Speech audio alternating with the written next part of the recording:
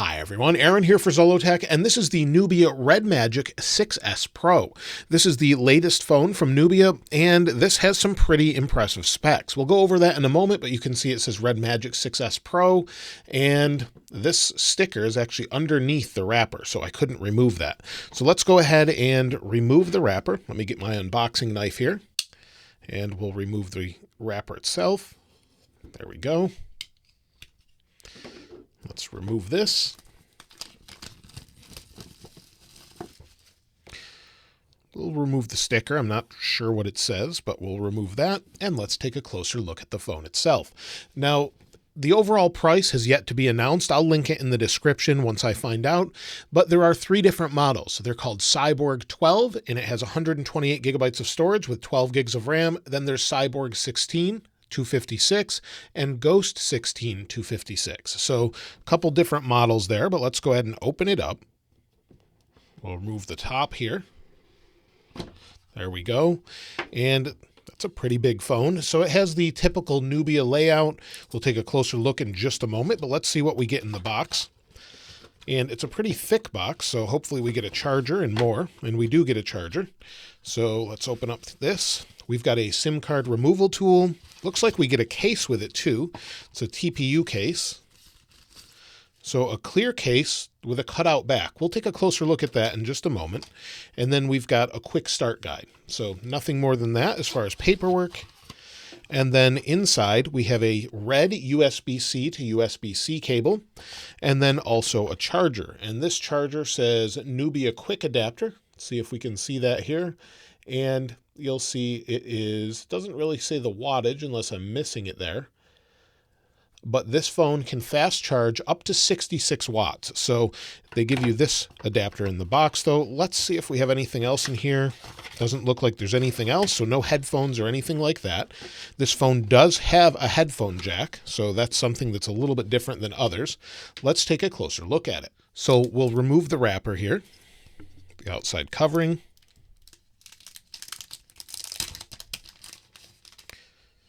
We go. Let's remove this sticker. This is a glossy back. It's glass. Set this aside. And you can see it says Red Magic 6S. So this is their latest phone, and it's pretty big. This is a large phone. Just for a size comparison, here's an S21 Ultra next to it. So it's a little bit taller than an S21 Ultra and a little bit wider. You can see it sticks out the side a little bit, and then thickness wise it's pretty similar. Just to give you a general size wise, if we're not including the camera bump on the S21 Ultra, it's very similar. Now as you can see already at the top, we have a headphone jack and a microphone. Around the right side of the phone we have a vent. This is for the turbo fan inside. We have a power sleep wake button and another microphone here, so when you're gaming. We also have triggers on each side, and they've been upgraded this year as well. 450 hertz gaming shoulder buttons here. On the bottom, we have another speaker, it looks like, with a USB-C jack, and then also a microphone. We've also got a SIM card here, or a SIM card tray. So let's go ahead and remove that and see what we've got. So if we pop out the SIM card tray, this should support dual SIM cards. So no expandable storage, but it should support dual SIM cards. So we've got a little gasket there, and then a SIM card on each side if you want to put those in there. So you do have dual SIM card support in the phone. On the left-hand side, we have just some antenna lines. We've got our volume button here, up, down, and then also another vent for the fan and a switch to turn it into gaming mode. So it's pretty feature packed as far as that goes. Let's look at the case quick just to see what this looks like. So I think this is designed to give you access to the back because this has something a little bit different I haven't seen before. There's a third touch button on the back. There's a programmable touch strip right here. So when you're gaming, you not only have access to the triggers here, but you also have access to another programmable button, whether that be maybe to spin around quickly or whatever you can program, you'll have access to that.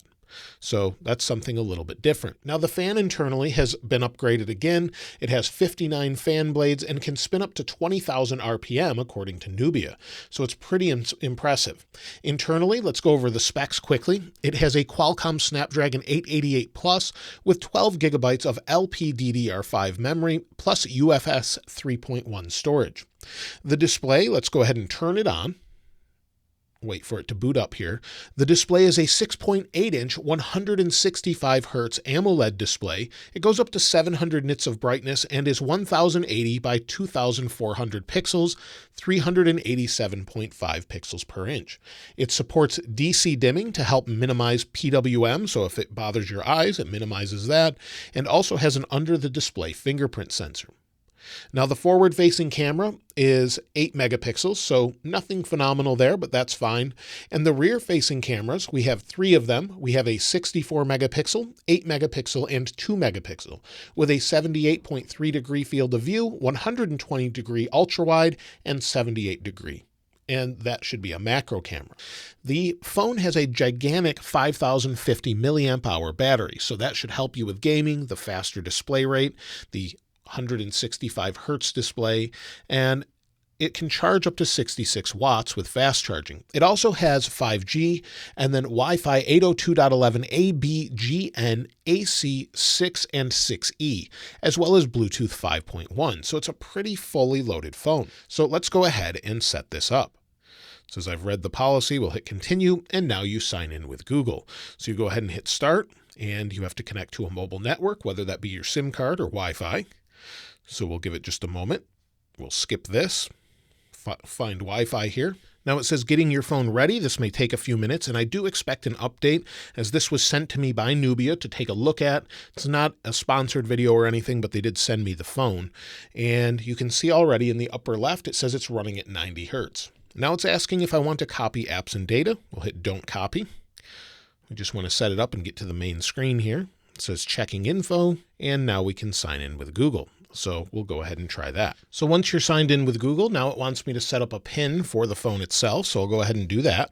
And I'll just pick a simple one right now. I'll change it a little bit later. We'll hit confirm. And now it wants me to set up the fingerprint sensor. So we'll go ahead and hit next, and you can see it's right there. So we should be able to set it up quickly, and you'll see it lights up every time since it's an optical scanner instead of sonic, like an S21 Ultra, for example. So we'll continue to set this up. There we go. The fingerprint has been set up. We'll hit next. And now it's going to set up Google Assistant. We'll do this later.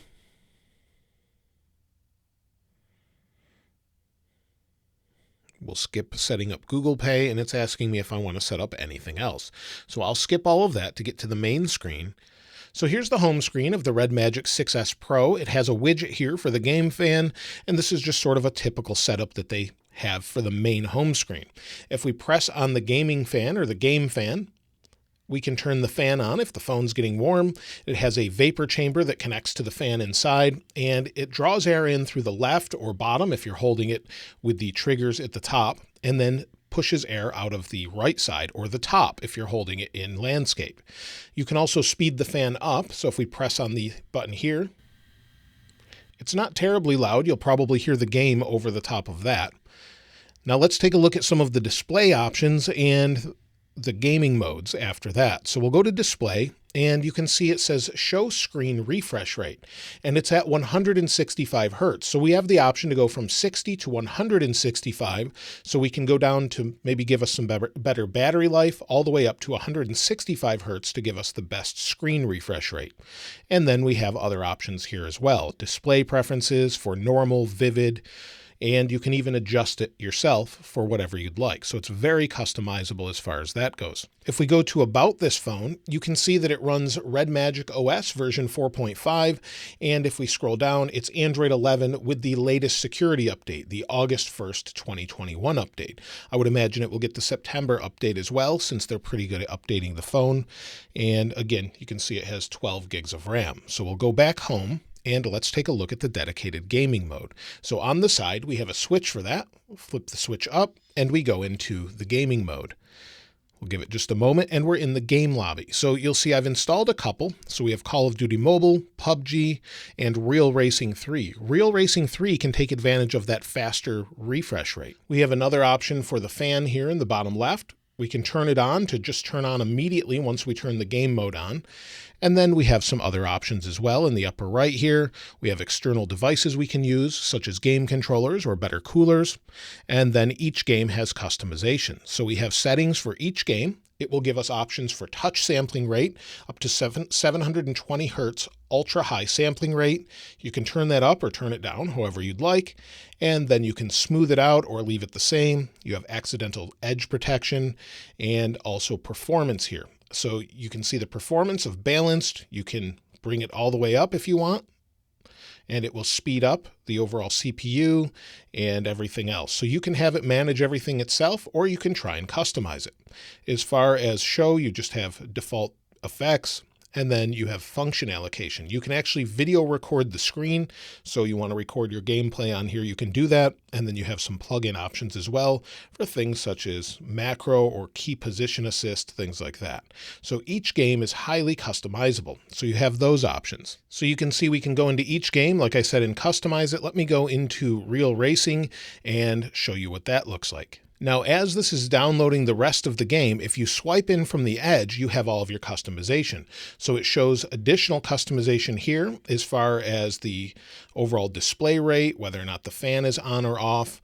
And then you also have your controller assignments. So your shoulder buttons, you can assign those, and it's showing you how to do that. We'll go ahead and set that up. And so if we want to use the shoulder buttons, maybe that's in a racing game for the accelerator, you can turn it on, but you really want to wait until the game is running so you can drag over the touch points. So you'll see you have right here and left. You can drag these over where you'd like to have them. So if you want the button here over the accelerator and then maybe this as the brake, the left shoulder button, you can do that. So again, we'll wait to customize that a little bit later, and it should make playing games much nicer. I've used these in the past, and also their speakers are quite good as well, but we'll give this a moment to finish. So we're in Real Racing, and you can see the smoothness of the game overall. Of course, it's kind of hard to do this while filming, but you get the idea how smooth the display is. It's incredibly smooth, so it should really help with playing this game, but I just wanted to show you briefly what it looks like. Now, like I said before, you can assign buttons. So if you swipe in, tap on the shoulder buttons, turn it on, now we have the option to move the right button, which is marked with an R. Maybe we'll put that here, and then we'll drag the L over here, and that should allow us to use that. There's also a button on the back. So if we tap the M, we now have a third button on the back that will activate that button. So we can move that maybe to, let's move it over here. Maybe we'll move it to reload. So now we have all of those options and we can use them. So if I press the top left, you'll zoom in and you have that option. If I swipe the back, you have the option to reload, although I don't need to do that. And the game is just super smooth with this 165 hertz display. So you have all of that customization built into every single game you play. And I purposely turned the fan off while I tried these to see if it got warm. So the back is getting a little bit warm, but I turned the fan off. You turn that on and it probably won't get warm at all. So you have that third button here, the top buttons. I think it gives you a huge advantage if that's something that you want to play regularly, whether that be PUBG or Real Racing or anything else. Now, as far as the camera, it does have a pretty nice camera, although that's not the focus of this phone. You can see here, if I switch to video modes and we bring in the S21 Ultra, we'll just put it behind here. There's the video modes, and you have HDR as far as video.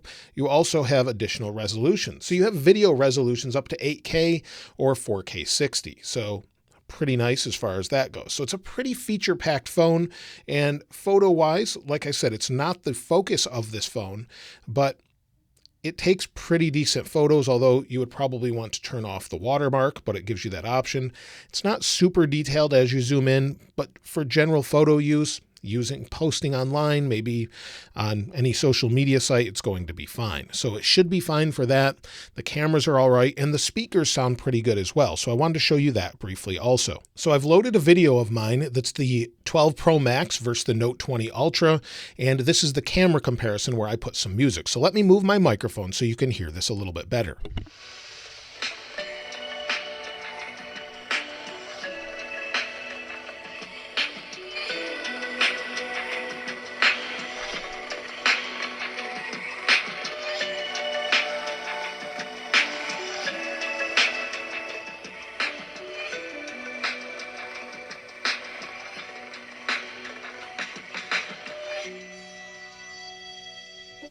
Speaker-wise, they sound pretty good. They have decent bass, and they don't distort at the highest levels. So they're quite good as far as that goes.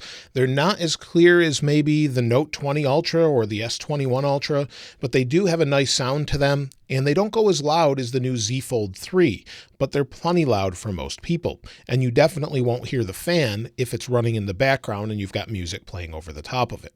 And the nice thing is you've got this quick resume here, so you can go right into your games. Let me turn that down. You can go right into your games and play whatever you left off playing, and you get right into it pretty quickly. So it's a pretty feature-packed phone, and they generally make the fastest phones out there for gaming, it seems like, as far as the display refresh rates. They keep upping those to the next level, and the display itself does seem to look pretty good off-axis, and seems to be pretty good as far as touch responsiveness. I haven't seen a much faster refresh rate on a mobile display before.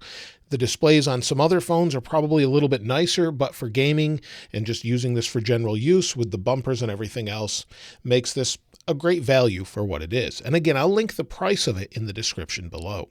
If you'd like to get your hands on the wallpaper here, I'll try and link that in the description if I can get my hands on it. And of course, if you haven't subscribed already, please subscribe. And if you enjoyed the video, please give it a like.